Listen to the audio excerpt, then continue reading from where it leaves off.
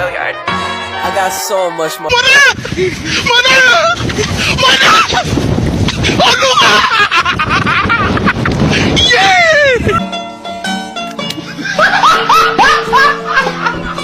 Are you ready, kids? Aye, aye, Captain! I can't hear you. Aye, aye, Captain! Oh!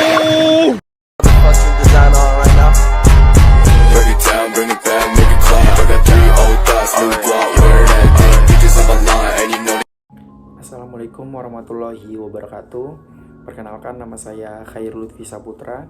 Saya dari Prodi Ilmu Komunikasi Angkatan 2021 Universitas Muhammadiyah Yogyakarta dengan NIM 2021-05-320. Di sini saya akan menjelaskan 3 analisis. Analisis yang pertama itu ada analisis framing, yang kedua ada analisis naratif, yang ketiga ada analisis semiotika.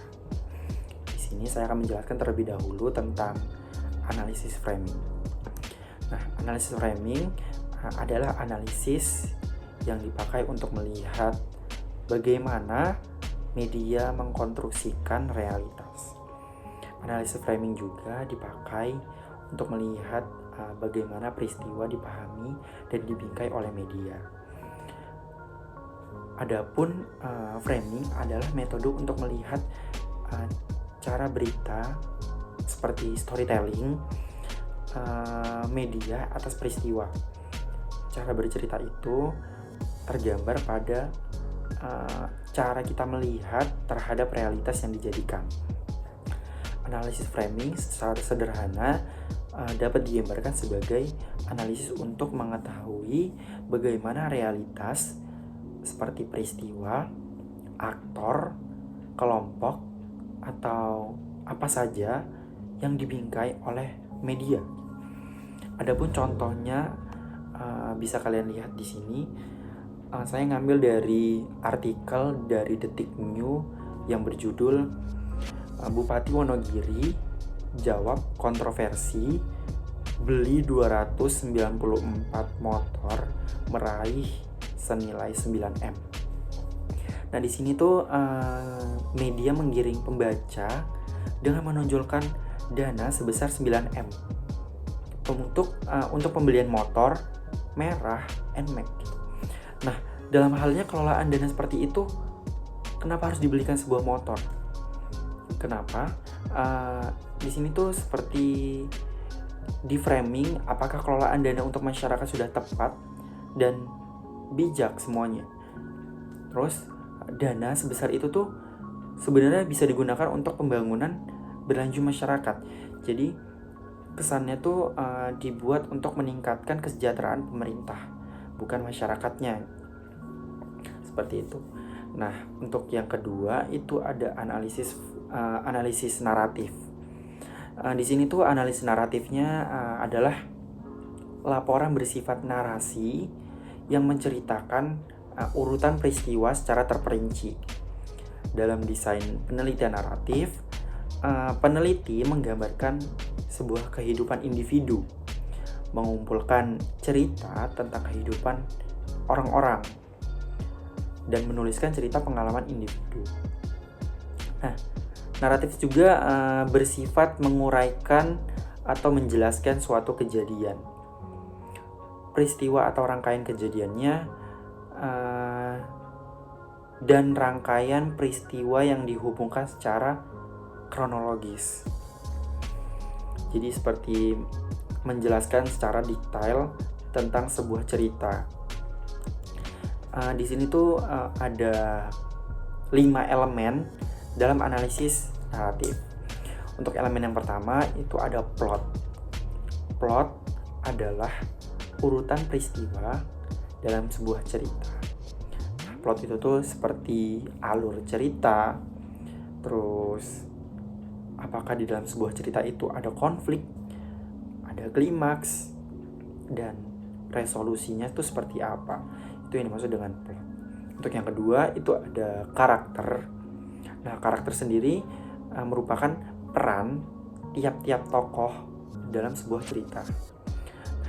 Di sini tuh karakternya bisa berupa kepribadian, terus perkembangan karakter sepanjang cerita. Terus yang ketiga itu ada tema. Tema itu seperti biasa, seperti ide atau pesan yang ingin disampaikan oleh pengarang melalui sebuah cerita. Kalian tahu kan seperti mana ide dalam cerita atau tema dalam cerita, seperti judulnya gitu. Nah, untuk yang keempat itu ada gaya penceritaan. Nah, di sini tuh merujuk pada cara sang pengarang untuk menggunakan bahasa atau teknik sastra untuk menyampaikan sebuah cerita supaya ceritanya mudah dipahami oleh orang-orang. Seperti itu. Jadi menggunakan bahasa-bahasa yang orang mengerti. Seperti itu. Untuk yang kelima itu ada struktur naratif. Di sini tuh sepertinya melibat kepada cara bagaimana cerita disusun. Seperti contohnya meliputi sudut pandang cerita, terus flashback dan narasi. Nah, itu tadi 5 elemen dalam sebuah analisis naratif. Nah, untuk yang selanjutnya itu yang ketiga itu ada analisis semiotika. Nah, di sini tuh analisis semiotika adalah metode penelitian yang dapat mengkaji sebuah tanda-tanda atau simbol yang terdapat pada sebuah objek untuk diketahui apakah di dalam simbol-simbol tersebut itu memiliki sebuah makna. Nah, jadi halnya meliputi sebuah gender dalam budaya masyarakat dan bagaimana gender dan identitas gender direpresentasikan atau diinterpretasikan dan dipahami melalui sebuah tanda-tanda atau simbol-simbol tadi yang ada dalam sebuah budaya. Untuk contohnya bisa kalian lihat di sini, saya mengambil contoh dari iklan Wardah. Nah, contoh analisis semiotika itu ini pada iklan di media massa Indonesia biasanya agar kita tuh mempelajari bagaimana gender direpresentasikan dan dipahami melalui pesan yang ingin disampaikan. Nah, di sini pada iklan produk kecantikan biasanya sering mengambil gendernya wanita. Kenapa?